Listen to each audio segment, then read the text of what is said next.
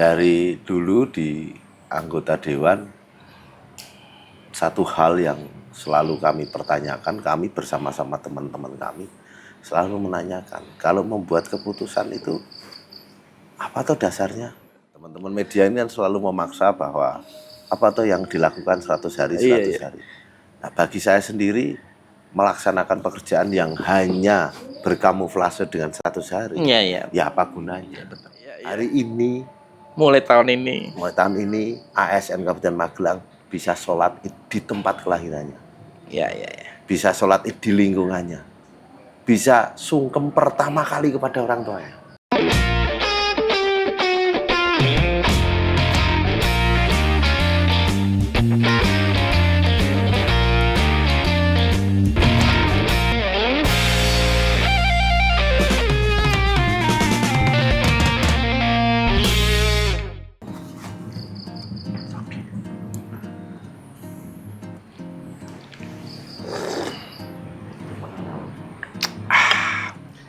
Baik, ketemu lagi dengan saya Ibnu Taufik Suwaryanto, pemimpin redaksi Tribun Jateng. Saya ada di rumah dinas Bupati Magelang di Pungkit, dan kebetulan saya bersama tuan rumahnya, orang nomor 1 di Kabupaten Magelang. Dan kita akan banyak cerita dengan pemimpin baru di Magelang, dengan Pak Gengseng Pamuji. Betul Pak? Sehat Bapak? Pangestu. Selamat Pangestu, selamat.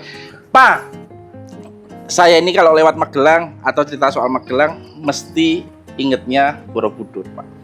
Tapi saya nggak tahu kalau Bapak misalnya ketemu dengan orang luar, apa narasi pertama yang ingin disampaikan tentang Magelang,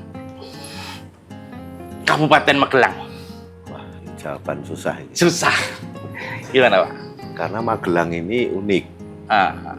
Kita dikelilingi gunung. Betul. Ada Merapi dengan segala sumber daya alamnya. Betul. Ada Sumbing dengan keindahan alamnya dan kekayaan pertaniannya. Ada Telomoyo yang eksotik. Ada Merbabu. Ada satu lagi ikonnya, ada Borobudur. Yes.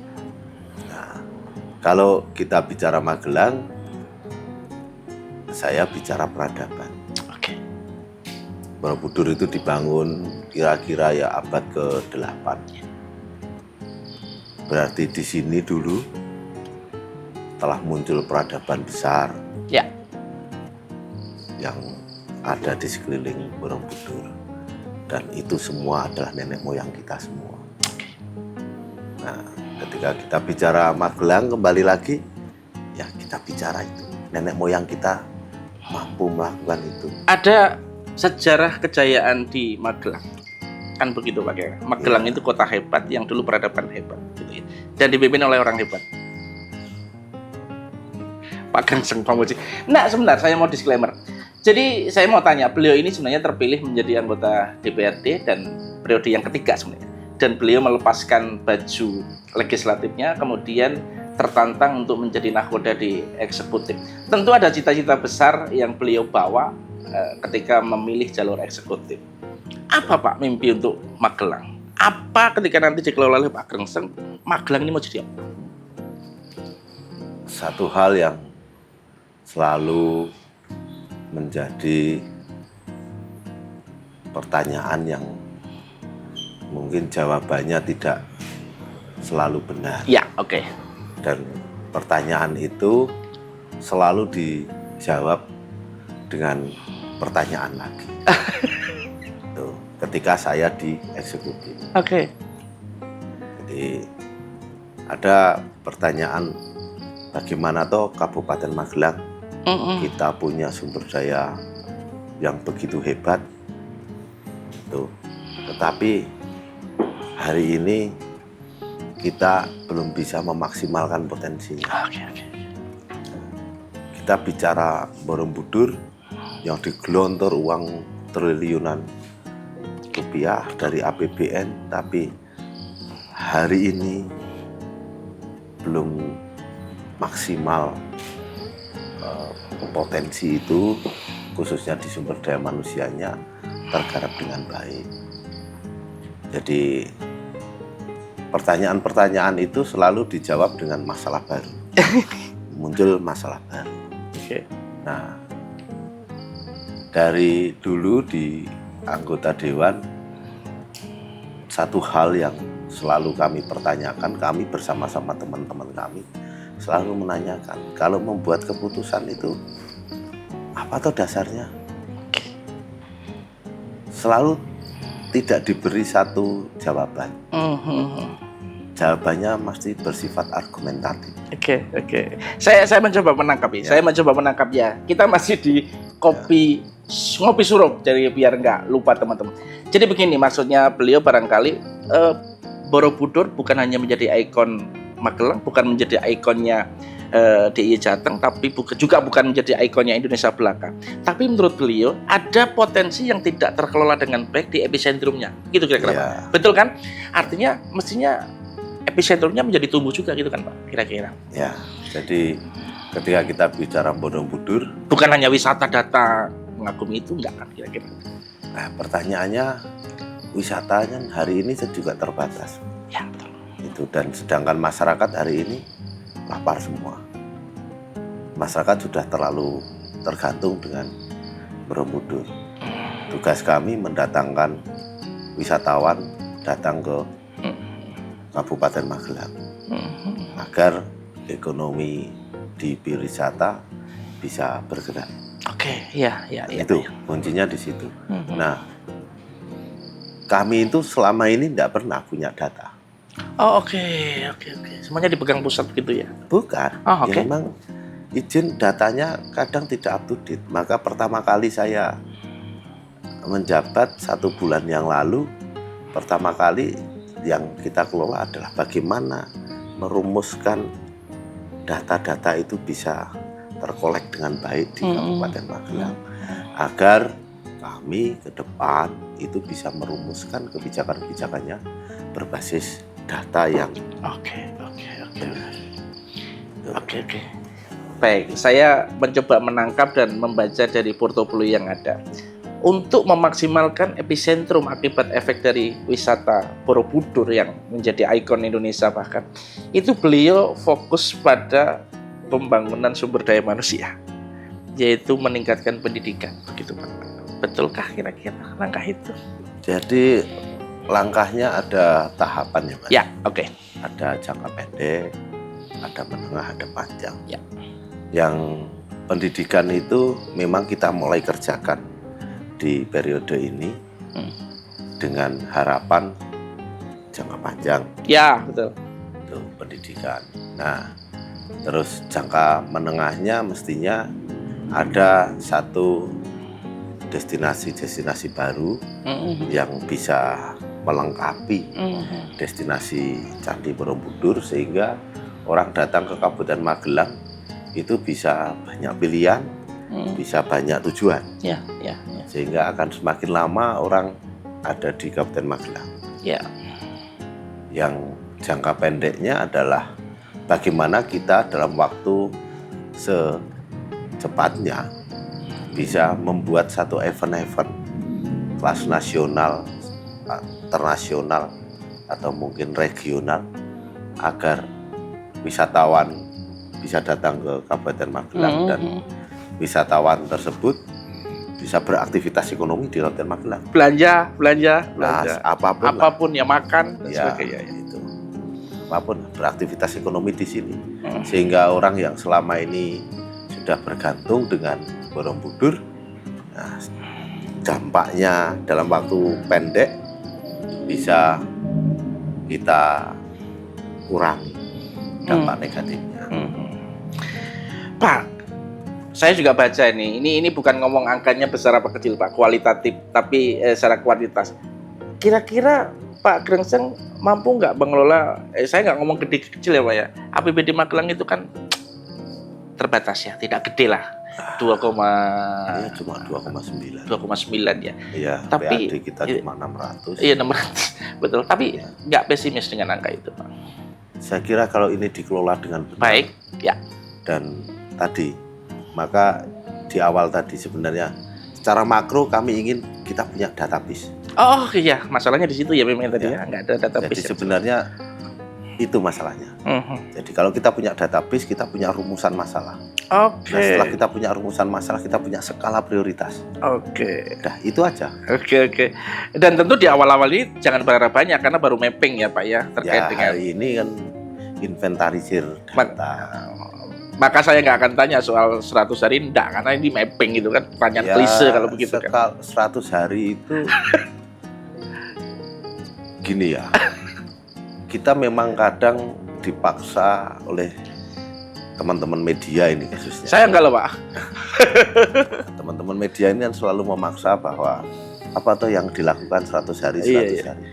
Nah, bagi saya sendiri melaksanakan pekerjaan yang hanya berkamuflase dengan 100 hari, Iya. ya apa gunanya? Tapi minimal di 100 hari ini kami sudah memulai dengan penataan admin dulu. Ya, oke. Nah, admin dulu itu kita selesaikan sebagai basic dasar data. Iya. Admin yang awalnya itu nanti dilaksanakan di Capil, Iya. pusat di Iya. satu tempat di Kabupaten Magelang. Ini sekarang kita pecah menjadi prototipe 4 kecamatan. Oke. Nah, dari prototipe 4 kecamatan ini kita evaluasi dalam waktu 1 bulan ini, dan saya pastikan di perubahan besok.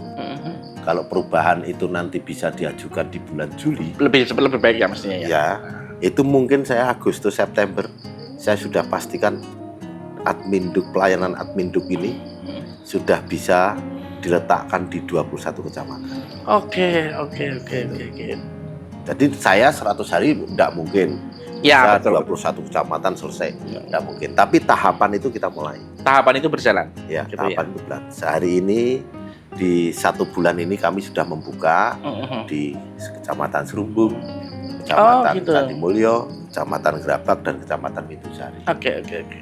Sudah dimulai ya. Sudah kita mulai. Nah, kita evaluasi kekurangannya apa sehingga harapannya nanti di tanggal pelaksanakan yang di 21 kecamatan itu evaluasi yang hari ini kita lakukan bisa kita sempurnakan. Oke. Baik, ini agak nyimpang tadi.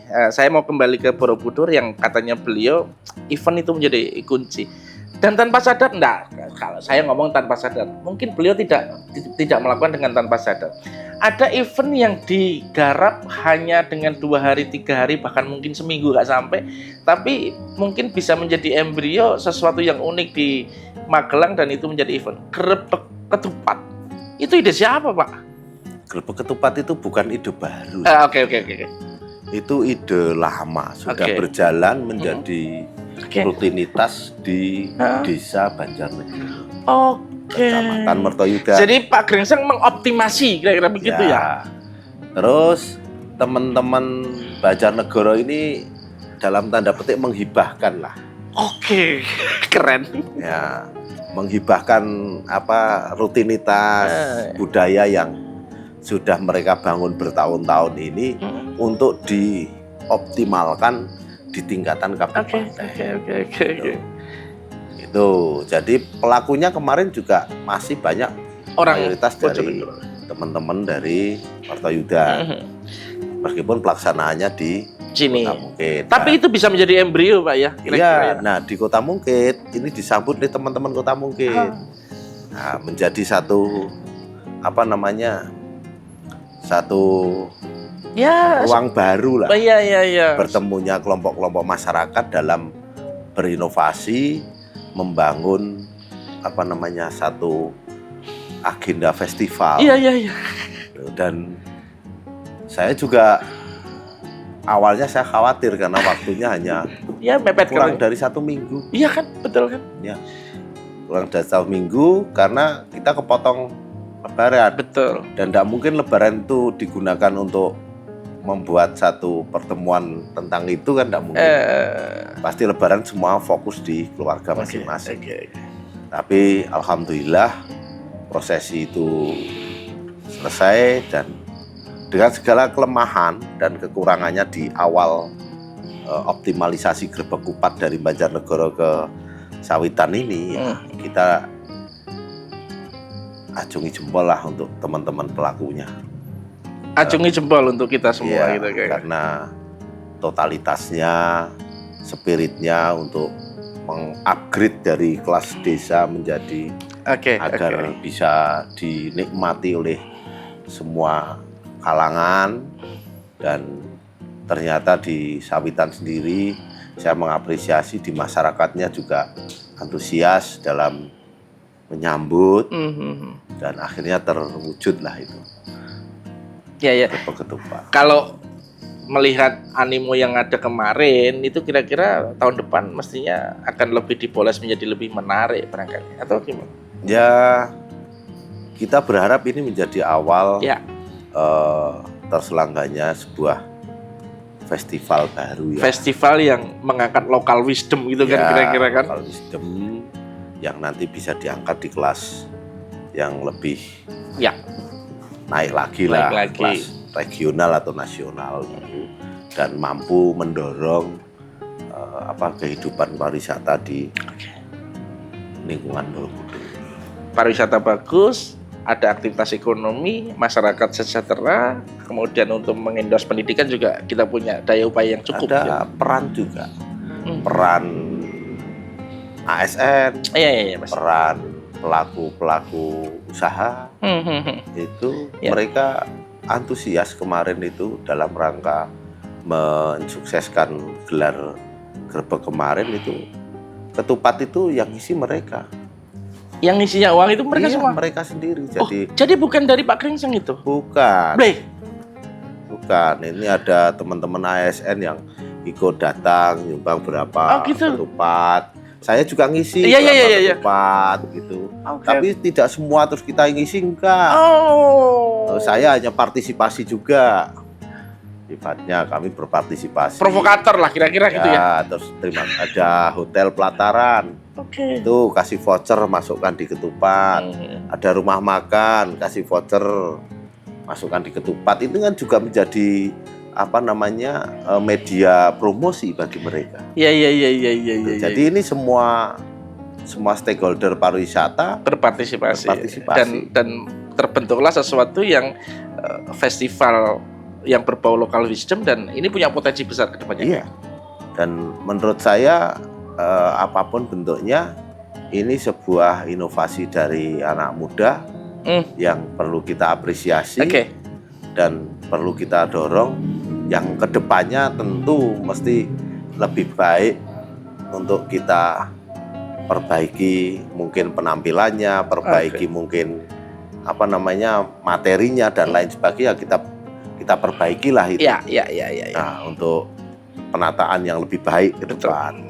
Tapi di awal ini saya apresiasi untuk teman-teman, ada Mas Gepeng dari Banjarnegara dan senimannya itu. Itu Mas Nur dari Omah Budur, itu supportnya luar biasa. Oke, baik, masih dengan saya Ibnu Taufik Juwarianto di Ngopi Surup dan masih dengan Pak Bupati Kabupaten Magelang. Pemimpin baru, harapan baru untuk Kabupaten Magelang. Dan ada yang baru yang beliau sebenarnya tadi sudah sampaikan, tapi saya ingin eksplor agak lebih jauh. Pak, tadi Bapak mengatakan bahwasanya yang namanya Lebaran, Idul Fitri itu bukan saatnya seremoni, open house dan sebagainya. Dan dibuktikan, ternyata Bapak justru sholat idnya juga tidak di masjid besar, di lingkungan sekitar, karena fokus dengan keluarga dan agar ASN juga fokus dengan keluarga. Betul begitu, Pak? Iya. Ini menabrak, bukan aturan ya, menabrak kebiasaan atau rutinitas yang ada loh, Pak. Ya, gini Mas. Mestinya kita bisa kontemplasi ya. Iya. Apa yang harus kita lakukan dan apa yang baik. Iya. Nah, coba bayangkan di budaya halal bihalal di Lebaran ini, itu sampai yang namanya jalan tol aja macet. Yes. Rela bermacet-macet. Iya. Sampai rumah hanya ingin berkumpul dengan keluarga. Iya. Terus Bapak mengingatkan kita semua pada sebuah esensi yang sebenarnya harus kita pahami semua, kita lakukan semua ya. Dan hari ini saya di sini harus menyandra ASN untuk ikut salat Id di Masjid agung yang Iya. sebenarnya juga bisa dilaksanakan di rumah masing-masing. Oh, Hanya karena seremonial. iya. Nah, akhirnya teman-teman ASN menjadi terhambat atau terlambat.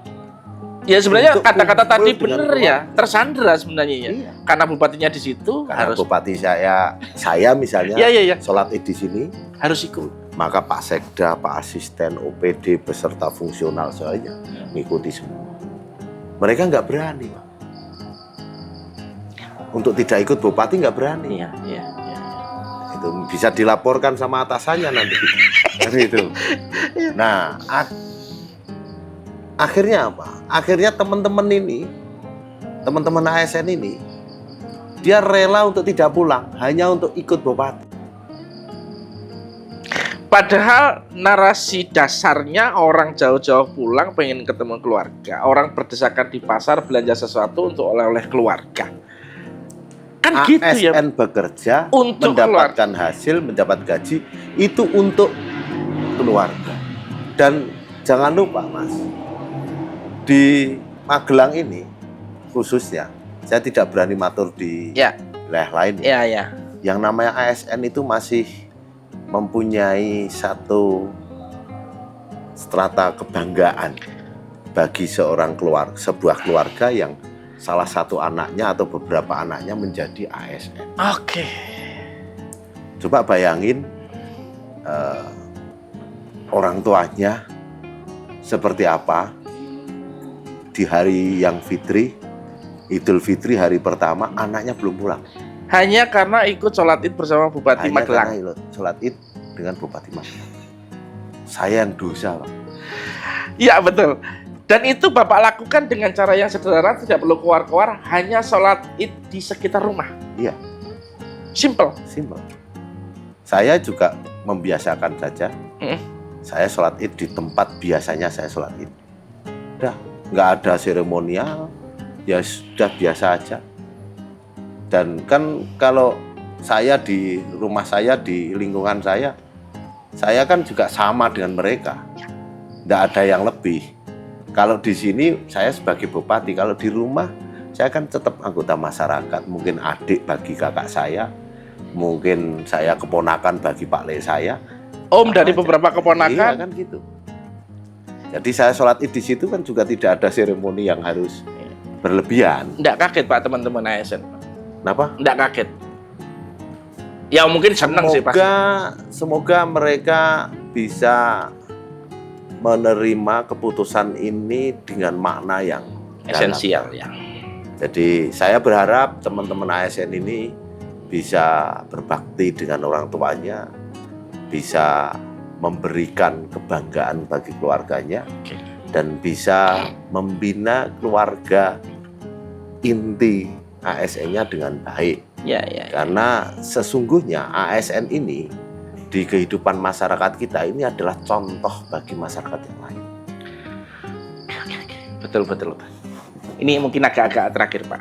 Ada kaitannya nggak ketika Pak Bupati prioritas agar ASN, pejabat-pejabat di Pemda itu prioritas keluarga, mereka bangga bahagia dengan keluarga saat Idul Fitri, kemudian ada implikasi nggak untuk memberikan layanan maksimal layanan yang lebih maksimal kepada masyarakat? Artinya relate nggak itu Pak? Kalau saya berharap, Ya. harapan saya, Nah, artinya tentrem melayani bener Ya, gitu ya kira-kira ya? gitu. Betul ya? kalau si ASN ini di keluarganya nyaman, Nyaman. harapan saya di tempat kerja juga Mhm. nyaman. Ya. Jangan sampai konflik rumah tangga Ayah. dibawa di tempat kerja, Ayo. atau sebaliknya. Betul. Ya artinya betul ya, kalau neng omah wis bener, layani bener, hubungannya juga betul, prioritas, kemudian dia ketika bekerja pun akan ingat juga kan, saya melakukannya juga keluarga, maka saya harus menjadi yang terbaik untuk masyarakat agar saya juga baik di rumah. Gitu kira-kira. Nah, saya kira teman-teman paham semua lah ini. Moga-moga. Dan saya pastikan paham. Oke. Saya pastikan teman-teman paham. Aku yakin teman-teman sadar. Oke. Sudah berapa tahun teman-teman ini tidak pernah bisa sholat id di lingkungannya. Sudah berapa tahun teman-teman ini tidak bisa sungkem di awal kepada orang tuanya. Iya. Hari ini, mulai tahun ini ASN Kabupaten Magelang bisa sholat Id di tempat kelahirannya. Iya. Bisa sholat Id di lingkungannya. Bisa sungkem pertama kali kepada orang tuanya. Oke, teman-teman ASN, saya pikir ini pesan yang mendalam menurut saya, meskipun barangkali beliau tidak secara lugas menyampaikan. Saya pikir apa yang dilakukan beliau memprioritaskan, mendorong dan membiarkan teman-teman ASN prioritas pada keluarga, itu implikasi ujungnya sebenarnya ada agar teman-teman ASN fokus keluarga, bahagia gembira di rumah tangga, hingga impact-nya memberikan layanan yang terbaik untuk masyarakat Kabupaten Magelang. Ya. Saya tidak akan bertanya, mungkin closing statement ya. Tadi di awal-awal saya bilang, apa Pak kira-kira yang ingin dilakukan atau mimpi terhadap masyarakat Kabupaten Magelang secara keseluruhan di tangan Pak Bupati.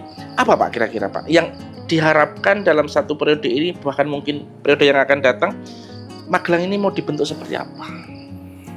Yang pertama yang jelas, kami ingin melayani masyarakat seutuhnya. Oke. Satu, pelayanan kesehatan. Oke. Bahwa hari ini masih banyak teman-teman yang terkendala dengan akses kesehatan maupun biaya Masih kesehatan. banyak ya. Oke. Yang kedua, pendidikan. Ini dasarnya, Pak. Ya, betul. Saya meyakini sampai hari ini secara teori pendidikan ini berimplikasi dengan kesejahteraan. Ya, pasti. Kalau kita hanya mengejar ekonomi pendapatan hari ini, pendapatan, dan kita mengabaikan tingkat pendidikan, ini bisa menjadi pepesan kosong. Maka saya ingin teman-teman itu bisa sejalan, Ya. membawa pendidikan yang berkualitas dengan tingkat pendidikan yang lebih tinggi tentunya, seiring dengan pembenahan ekonomi secara makro. Oke. Ada lagi Pak barangkali sebagai closing statement yang ingin disampaikan barangkali, atau harapannya kepada masyarakat dan ASN? Kan tidak bisa sendiri, Bupati tentu tidak bisa sendiri untuk membawa mimpi ini kan? Ya. Apa Pak? Ya, kalau saya berharap bersama dengan hari ini kami berharap ASN di Kabupaten Magelang bisa Kompak ya. kompak dulu lah permodal awal. Yang kedua, mari kita mencoba lagi, memulai bahwa ini bukan hanya bekerja, tapi ini sebuah pelayanan. Ya. Bagaimana kita bisa memberikan pelayanan kepada masyarakat sebagai tugas kita. Pekerjaan kita ini tidak bisa hanya diartikan secara administratif. Ya. Petugas kita itu adalah pelayanan. Betul. Harus kompak dan harus disengkuyung oleh seluruh masyarakat. Ya, bareng-bareng semua, mari kita rangkul semua potensi yang ada di Kabupaten Magelang. Oke. Melalui database yang benar. Database dulu ya. Ya, database dulu. Pasti. Ya, kalau kita nggak bisa membuat sebuah rumusan kebijakan dengan bermodalkan asumsi, Nggak mungkin. nggak mungkin lah. Betul. Fiskal kita terbatas. 2,6, 2,7 ya. 2,9 dengan mandatory spending dan ilmak. Yes. Nah, Oke. sangat terbatas. Dengan keterbatasan ini, tapi bukan masalah. Keterbatasan bukan berarti tidak ada peluang. Tidak, Siap. masih bisa kita. Nah, cuma permasalahannya hari ini adalah database. Database, betul. Ya. Dan itu yang sedang dilakukan, diikhtiarkan Sehari di ini, awal-awal ini. Di awal ini kita selesaikan. Kita targetkan nanti tanggal 12 sudah final. Final 12 ini, Ya, April. Final, ya, Oke. final awal ya. Oke. Belum verbal, belum macam-macam, tapi data itu sudah Oke. terkolek. Nah, nanti kita jalan sambil kita verbal, kita evaluasi, kita sempurnakan sampai dengan bulan Juni. Betul. Dan semoga ABT bisa lebih cepat hingga akselerasinya bisa lebih cepat. Setelah data itu nanti kita dapatkan dan datanya bisa kita pastikan objektif, kita bersama-sama buat skala prioritas untuk Kabupaten Magelang. Oke, 30 menit rasanya terlalu pendek ketika kita ngobrol sama Bupati yang asik kayak begini. Tapi apapun, ngopi surup ini harus diakhiri dan semoga Pak Tribun Jateng bisa ikut memberikan warna kepada Magelang dan semoga bisa sinergi ke depan Pak, kita saling sinergi. Terima kasih di ngopi sore, ngopi surup yang kita nunut di rumah dinas Bupati Magelang. Terima kasih Pak Grengseng, matur suwun sangat, kopinya yang sangat mantap, kopi Magelang. Ya. Terima kasih, kita ketemu lagi di program selanjutnya di ngopi surup. Terima kasih, assalamualaikum warahmatullahi wabarakatuh. Oke, diminum Pak kopi Magelang.